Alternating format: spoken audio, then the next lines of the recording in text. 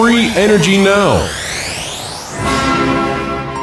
Imagine a world in which each home has its own power generator that obtains its energy in such a way that no fuel has to be added.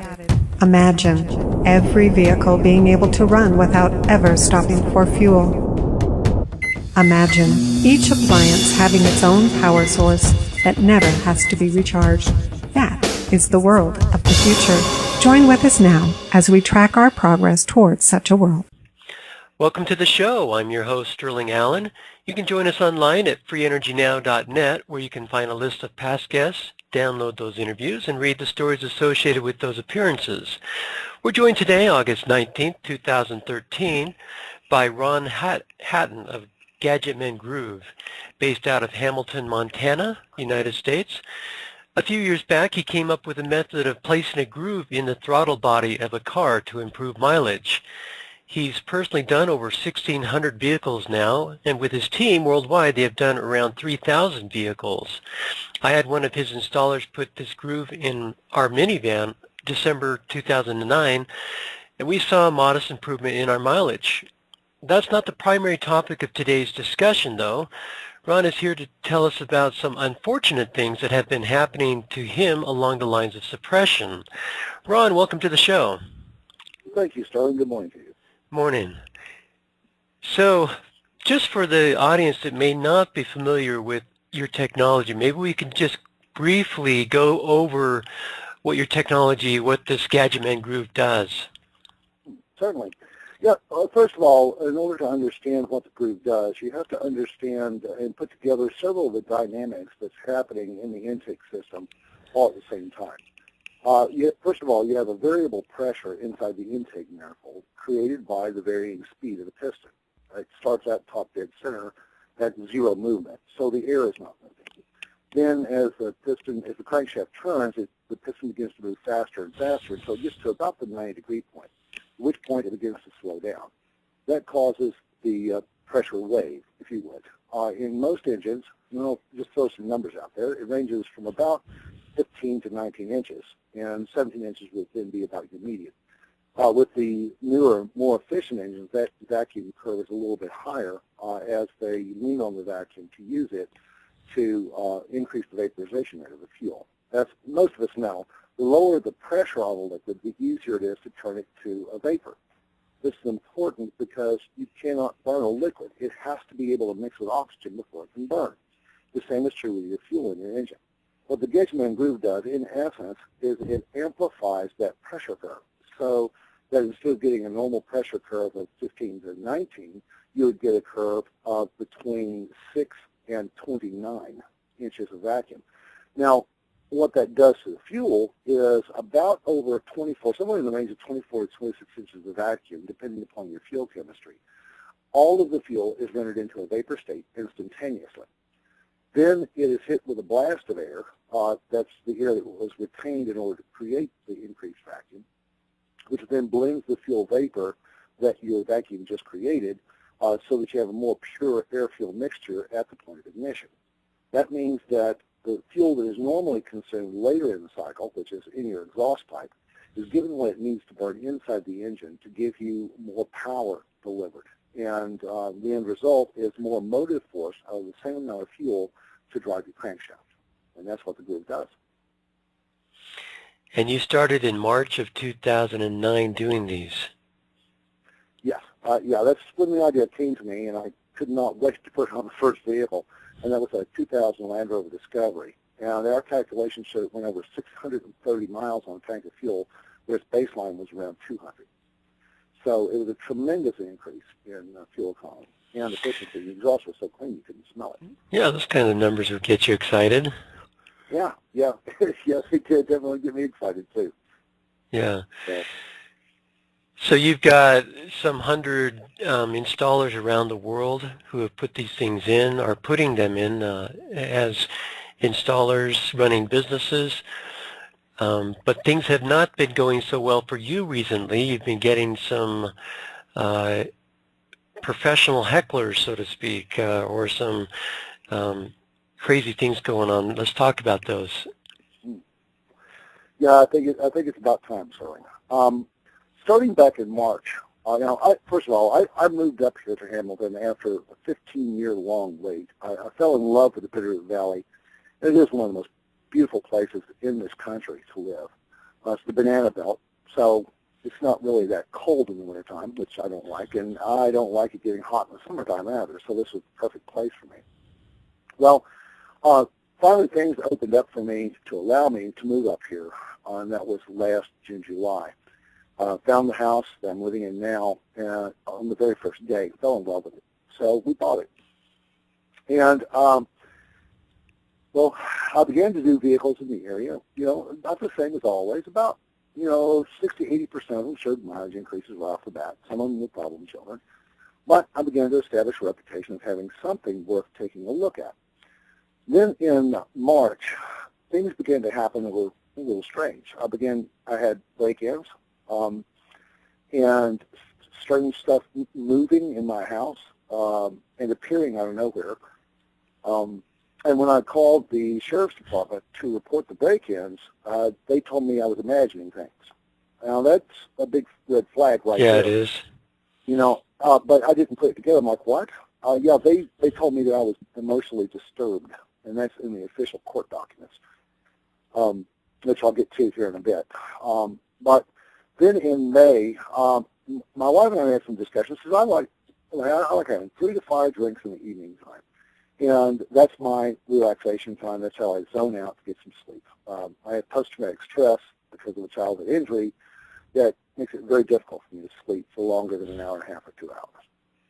So, but she felt that I'd been drinking too much for too long, and that she'd rather I quit. So it came time in May. Her son graduated from ASU, Arizona State University, summa cum laude. So that was quite an accomplishment for him. And so I flew her down there to be with him for his graduation. And it was agreed that I would go through a medically supervised detox while she was in Arizona. And, well, in the process, she left, and I set myself up going to the hospital. Well, my blood pressure shot through the roof to about 219 over 189. And, well, I was in the hospital for 10 days over that. Well, when I came back, that's when the excrement hit the rotary oscillating device, so to speak, and things kicked up to a very high level here as far as activity in and around my home. The first thing that happened was my wife left the day before that I got out of the hospital. Not only that, but all of the friendships that I'd cultured here in the community with people that were worthy of respect vanished. They would not return a phone call, would not return an email, nothing. They treated me like I had the plague, that they were terrified to speak to me, especially my wife. Now, that I thought was a little strange. Everybody all at once, all the people that I depended on, and I became persona non grata to them. So that left me alone and, well, basically defenseless.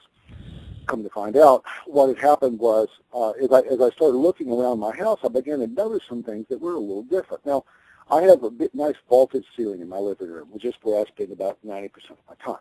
Set my computer's up. This is my office now. When I first moved in, when I walked through the house, I noticed that the ceiling needed painting. Well, I'm sitting on the couch, I lean back and look up at my ceiling, and it's got a fresh a coat of paint on it. Okay? Now, how strange is that? Right? Well, I looked a little closer. I had a whole row of bricks, vertical row of bricks in my wall that had been, it looked like they were different, and indeed they were. During that time that I had been in the hospital, someone had come into this house and done work from one end to the other. Now, I'll mention these bricks because bricks do not give off radio frequencies. I eventually purchased a little spy cam detector off of eBay, CC308 Plus, I think that's what it is, and began to use it to see if there were spy devices. So by this time, I had spent a couple of months now hearing people move around in my house and on top of my house, under my house also, and just beginning to lose my sense of sanity. I was ready to have myself committed because I could not get any evidence beyond the stuff that I saw, no validation of it. No outside witnesses coming in to see these things moving.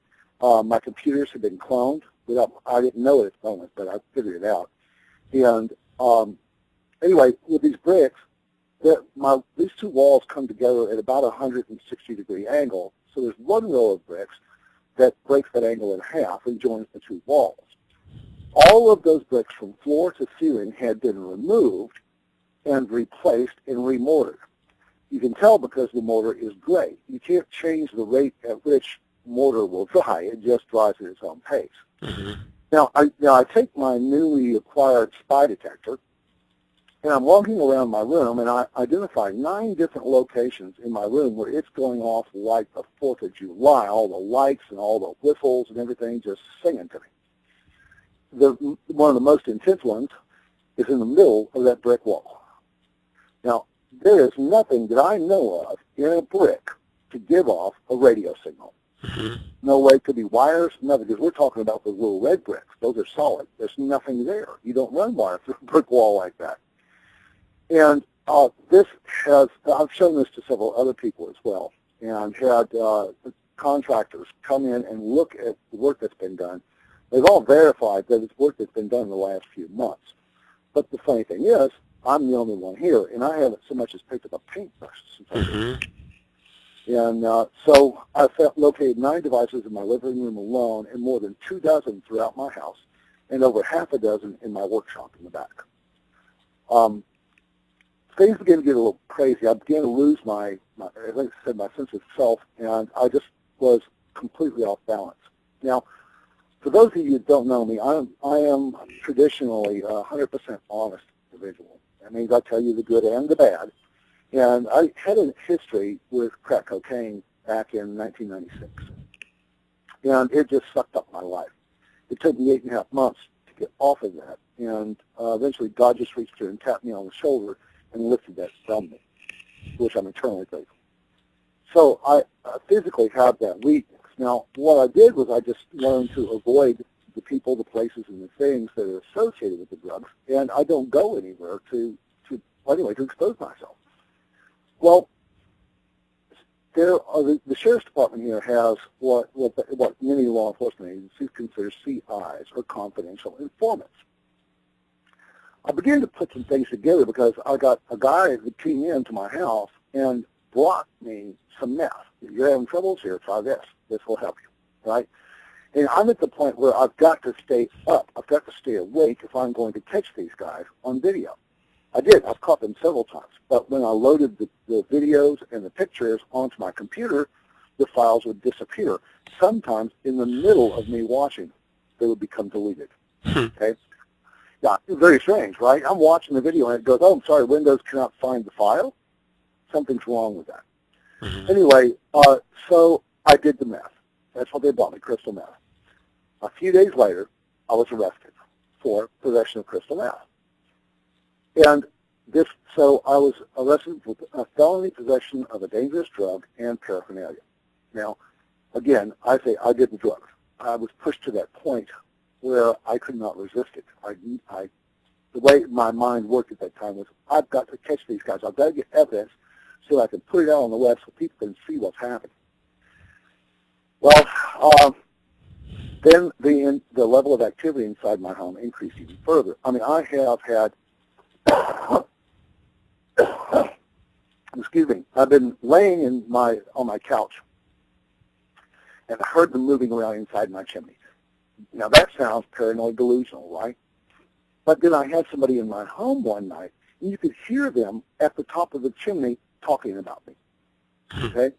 They heard it too. One guy came into town to pick up his personal license, which is not uncommon here. I love meeting people, and it gives me an opportunity to teach them a little more than they can get off of the training DVD. Anyway, he announced to me, he called me up, said he was coming into town, sent me a text message, and sent me an email. I said, great, come on in. Well, the night that he was to arrive was the time I was arrested for the second time. Now, the second time, a guy just brought a bag and jumped in the house, dropped it on the coffee table, said, listen, Ron, you've been good to me, thank you. Here you go, have some. Okay, well, to make a long story short, I took it again. And anyway, so but I was arrested a couple of hours later. Now, he's coming into town, so about midnight, he comes into Hamilton. I'm already in jail. They pull him over as he comes into Hamilton, like they're sitting there waiting for him. And they hold him for 45 minutes.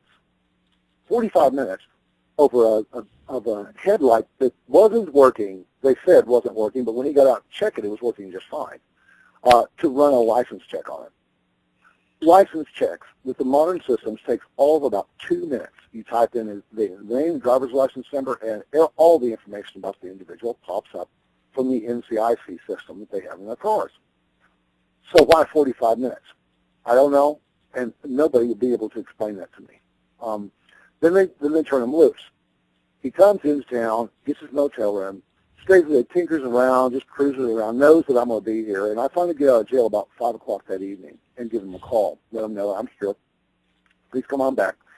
He does. We spend a couple of hours talking, and he's also had extensive experience in construction, so I show him some of the things that's been done in the house, and he's like, wow, this is crazy.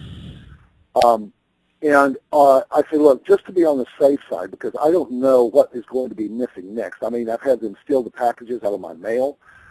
They have taken payments that have been sent to me in the mail. They have taken over my internet connection. All of my traffic is routed through one of their servers, and they filter everything that I receive. So my internet is totally unreliable. Anyway, so we're chatting for a few hours. I'm showing some of this stuff. I had over 1,420,000,000 messages in my inbox at one time. You know, how do you get to the people that really matter through that kind of a level of obfuscation? You know, they're hiding all the stuff that needs to be handled. So anyway, I say, look, I'm not sure if in the morning when we get up that these bits are going to be here. So what I want to do is go ahead and give you your bit set. I'm going to go ahead and give you some other tools. I had some remainders from the business in a box that I'd put together. And, you know, clipboards, vacuum caps, odds and ends supplies, a code reader, that sort of thing. And I put them in a cardboard box, and I gave them to him. So, you just come back in the morning, and I'll teach you what I can. We'll do your car, etc. He shook my hand, went to his motel room. When he got up in the morning, he went out to his car, and his cardboard box was missing with all the stuff that I gave him. Now, okay, so somebody broke in and stole it. Yeah, all right. But they locked his car afterwards.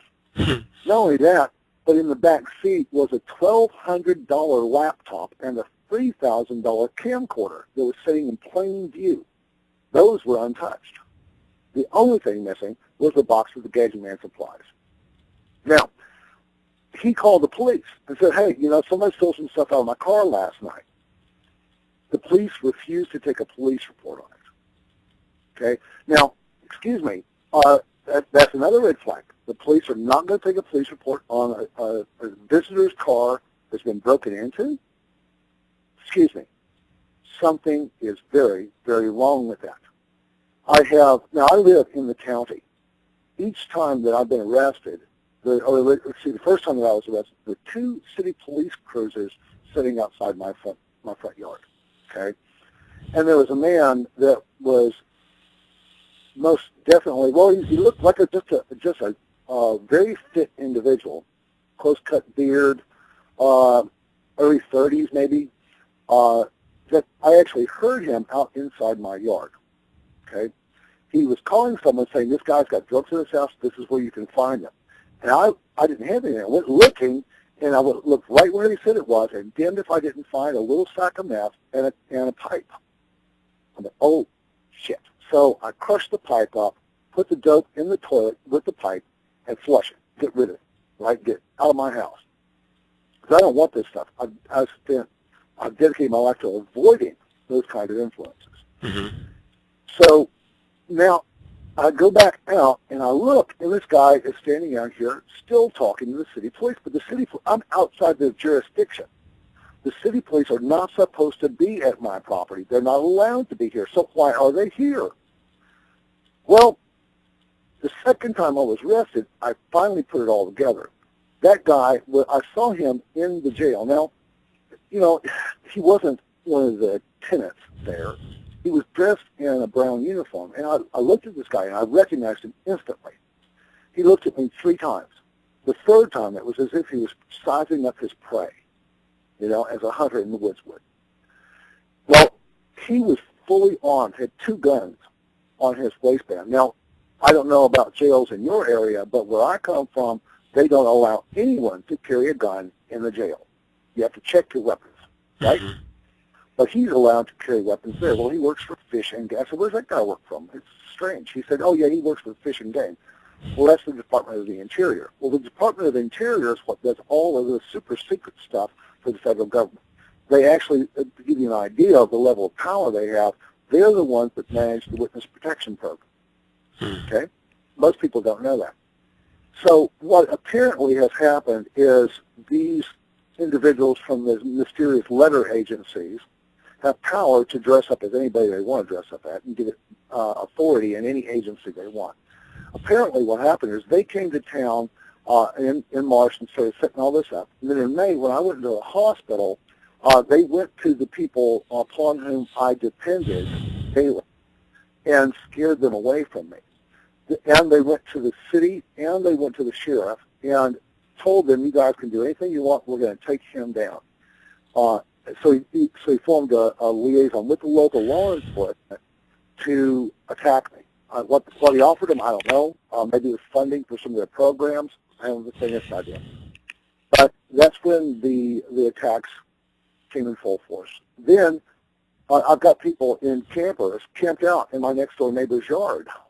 They're like 500 yards from my house.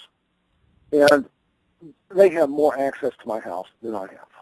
But anyway, that's where it's standing right now. And as a result of this, I'm now facing 2 felony charges of possession of a dangerous drug and 2 misdemeanor charges of possession of paraphernalia. So they've done everything in their power to shut me down, and they damn near killed me as a result of it. So. Sound strange? Yeah, there's a lot of strange stuff in there. Yeah, there is. One of the things that makes it hard is that when you bring the drugs and stuff into this and you admit that you had a problem with that and that the 2 arrests that you did have were cases where you actually were succumbing to that weakness, that then becomes clouds the issue in terms of shady dealings, and that turns it into a drug case rather than a suppression of fuel efficiency technology case. At least that's the way it would look on the surface. But where would they attack you? Not where you're strongest, but where you're weakest. Mm-hmm. Okay? Now, I haven't done anymore. I have made the decision I'm not going to go there. But they have put drugs in my food to affect my mental state. Mm-hmm. There have been times where I've seen flashing or experienced flashing of all of my senses. Sound, sight, just my skin, I could feel the vibration. And I would instantaneously, it would be 2, 3, 4 hours later, and I would be somewhere else in my house doing something, and all that time would be gone. Okay? There's other things happening too. My body isn't working right. There's something weird going on in my body. I believe that they put drugs in my food to keep me in a state that... They also have weaponry that they can actually use electromagnetic waves and whatnot to have those kinds of symptoms show up. Yes, and I believe that I have been... there's a new movie out called State of Mind on YouTube. You can look it up. Please watch that movie. As I watched it a couple of days ago, I knew about a lot of these things, and it illustrated perfectly what I've been going through. And I can tell you that at least half a dozen of those techniques have been used on me in the last 6 months. Especially, they have a system of destroying the human mind.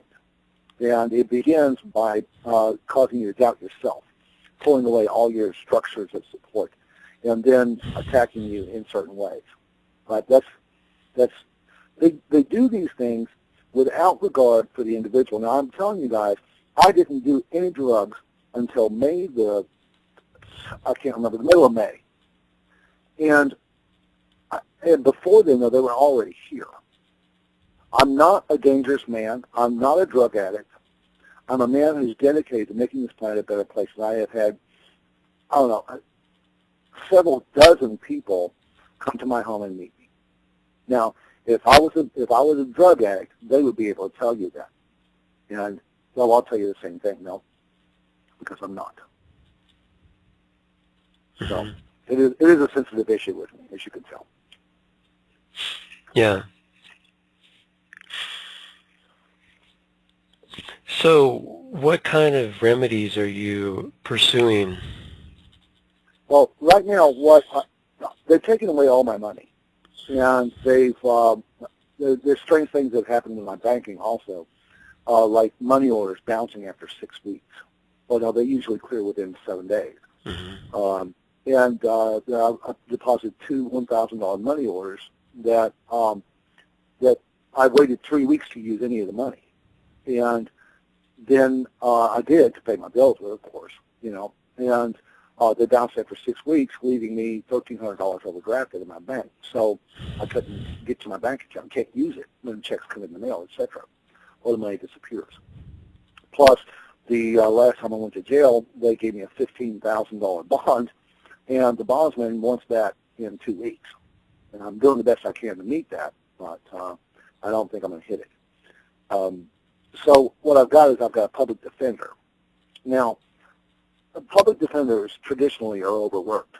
Now, I intend to plead not guilty to all charges and defend myself by bringing to light this liaison between the city and the sheriff's police department, the city police and the sheriff's department, and this unknown gentleman who the police said, when I asked, who was that guy?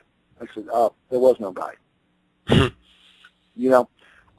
denied his existence. But I saw him talking to the city police. When they were interviewing me in my living room before they arrested me, they said, well, we're going to go talk to a witness. Then when they came back and I said, who was the witness? They said, there was no witness. And it was that guy. See, so he probably told him, it's best if you forget me. I don't exist. So anyway, it's all very confusing. It's all a network, a spider web, and very, very difficult to deal with for me from an internal perspective. So what my goal is to raise enough money for a legal defense fund. I'm going to need somewhere around $65,000 because I'm going to have to hire an attorney who is not a public defender, who doesn't mind going up against governmental entities, and get investigators in here to talk to the neighbors and bring together the information to validate my case. I've got already a couple of letters from people that cite what they saw here. And that one gentleman, his name is Bill Tyson, the second night he was here, I said, listen, well, why don't you just stay here tonight? Well, he was good with that because, it saved him $60 for a motel room. And so I don't sleep in the bedroom anymore. So I went back there and I was folding my laundry, and there in the middle of my laundry was another meth pipe. Now, this stuff had been through my washer and my dryer, and there was a used meth pipe in my laundry. He was standing there when it fell out. I said, Bill, look at this. My house is not safe. They've planted stuff in my house. They've drugged me. They've attacked me. And I do not intend to go quietly. I won't, because all that is necessary for evil to prosper is that good men do nothing. Now, my groove, it's pretty cool. It works every time to increase combustion efficiency. That's a given. Doesn't necessarily mean that the ECU is going to give you more mileage. But mostly what the Gadgetman Groove does is gives you that little something to prove that we've been lied to, and that there's vastly more energy in our fuel than they are allowing us to get. And that's what we, as a group of individuals, have been working towards. But it's time for us to pull together. If we join, the old phrase, united we stand, divided we fall, is valid. They divide and conquer. They separate us. They teach us to doubt our fellow man. And if something comes up, that people run to the shadows to avoid people. We can't do that anymore. We have to stand up and say, you know what, no, we're doing good work, and recognize what people are standing for, because there are a lot of good people out there, Sterling, that are doing what I'm doing, and they're working to the goal, towards the goals that I'm working for. We are brothers. Time for us to act like it. And where can people do donations through GadgetmanGroove.com? Yeah, I don't have anything set up yet. But if they want to help, I'd be most grateful. First thing is to get the story out, get the words out to people, let them know that this is actually taking place, and it's taking place right now. It's not a question of history like with Tom Ogle and Sterling and what's his name, the HXO guy. I don't know why I've got Bob Boyce is another one, right? And there's so many of us have died under mysterious circumstances. Mm-hmm. This is happening right now in Hamilton, Montana, to me. Get the word out. Let people know about it. If you choose to make a donation, I would be most grateful. I don't care if it's $5, $5,000, whatever you can give to help me with this, I'd be most grateful. And you can send it to through PayPal to Gadgetman at GadgetmanGroove.com. If you have a more substantial donation, then we can make other arrangements. Of course, I'm always available by phone, and you can reach me on either of my cells at 307-413-0342 or on my office line at 406-361-0491. I'd be more than happy to talk to you as an individual and tell you even more. So you're saying one of the reasons you think they're going after you is not just because the Gadgetman Groove improves mileage, but also because improving mileage wakes people up to the man being corrupt, and they don't like people waking up because of that. Yeah, well, yeah, because when we start living as individuals, we start looking for a better way. That's all that any of us are doing, is we're trying to find a better way, and we're trying to deliver it to the people in a way that counts. The government does not want us to find our own way. They want us to follow them and be sheeple. Just do whatever they tell us, whenever they tell us. Do not challenge the existing paradigm. No, trust authority, trust the corporations. They're in it for your best interest. We all know how much of a lie that is. Because according to the EPA, hey, you know what? The engines are now 99% efficient, according to a study done by MIT labs on behalf of the EPA. But if that were true, then if a vehicle was getting 99 miles to the gallon, the most we'd ever be able to give it was 1. You see? And that's simply not the case. Because, I mean, we could make a couple of small adjustments. Cap off the PCV valve. The engine vents perfectly well through the breather hose, but it's not a vacuum leak. And I've seen that give vehicles as much as 5 more miles to the gallon. Increase the gap on your spark plugs. I've seen that do 3 to 5 miles to the gallon quite regularly. Those two things alone will certify that the manufacturers are not giving us the best, and then they give us their recommended settings. They're not giving us stuff that gives us the best performance and best economy, or even the best lifespan for our engines. So this is the information we need to get out there. When people see that, then they know that we've been lied to. They know we've been lied to. Well, Ron, I appreciate the time you've taken to explain this to us, and we can get this up in our news to kind of spread the word about what's going on there and get your side of the story. And we wish you success in your endeavors. And again, Gadgetman Groove is your website. People can email you at gadgetman@gadgetmangroove.com. Your office number is 406-361-0391. And you have a great day. Sorry, thank you, and God bless you all. May you find success in your efforts.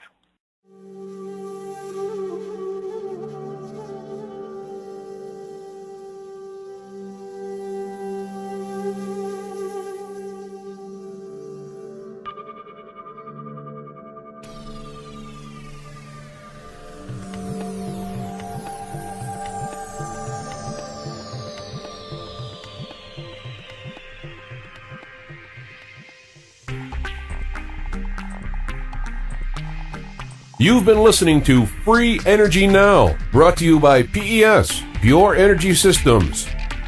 You may access past archives and upcoming show info at freeenergynow.net and join us for our daily news at freeenergynews.com. We invite you to see our directory of energy technologies at peswiki.com. That's peswiki.com. PES, the Pure Energy Systems Information Network.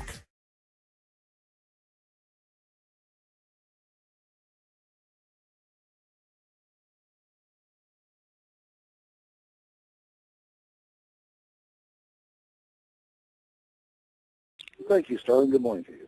Morning. So, just for the audience that may not be familiar with your technology, maybe we can just briefly go over what your technology, what this Gadgetman Groove does. Certainly. Yeah, first of all, in order to understand what the groove does, you have to understand and put together several of the dynamics that's happening in the intake system all at the same time. First of all, you have a variable pressure inside the intake manifold created by the varying speed of the piston. It starts at top dead center at zero movement, so the air is not moving. Then as the crankshaft turns, the piston begins to move faster and faster until it gets to about the 90-degree point, at which point it begins to slow down. That causes the pressure wave, if you would. In most engines, just throw some numbers out there, it ranges from about 15 to 19 inches, and 17 inches would then be about your median. With the newer, more efficient engines, that vacuum curve is a little bit higher as they lean on the vacuum to use it to increase the vaporization rate of the fuel. As most of us know, the lower the pressure on a liquid, the easier it is to turn it to a vapor. This is important because you cannot burn a liquid. It has to be able to mix with oxygen before it can burn. The same is true with your fuel in your engine. What the Gadgetman Groove does, in essence, is it amplifies that pressure curve. So that instead of getting a normal pressure curve of 15 to 19, you would get a curve of between 6 and 29 inches of vacuum. Now, what that does to the fuel is about over 24, somewhere in the range of 24 to 26 inches of vacuum, depending upon your fuel chemistry. All of the fuel is rendered into a vapor state instantaneously. Then it is hit with a blast of air. That's the air that was retained in order to create the increased vacuum, which then blends the fuel vapor that your vacuum just created so that you have a more pure air-fuel mixture at the point of ignition. That means that the fuel that is normally consumed later in the cycle, which is in your exhaust pipe, is given what it needs to burn inside the engine to give you more power delivered. And the end result is more motive force. Those appearances. We're joined today, August 19th, 2013, by Ron Hatton of Gadgetman Groove, based out of Hamilton, Montana, United States. A few years back, he came up with a method of placing a groove in the throttle body of a car to improve mileage. He's personally done over 1,600 vehicles now, and with his team worldwide, they have done around 3,000 vehicles. I had one of his installers put this groove in our minivan December 2009, and we saw a modest improvement in our mileage. That's not the primary topic of today's discussion, though. Ron is here to tell us about some unfortunate things that have been happening to him along the lines of suppression. Ron, welcome to the show.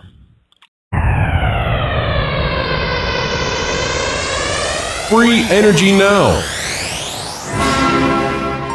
Imagine a world in which each home has its own power generator that obtains its energy in such a way that no fuel has to be added. Imagine every vehicle being able to run without ever stopping for fuel. Imagine each appliance having its own power source that never has to be recharged. That is the world of the future. Join with us now as we track our progress towards such a world. Welcome to the show. I'm your host, Sterling Allen. You can join us online at freeenergynow.net, where you can find a list of past guests, download those interviews, and read the stories associated with them.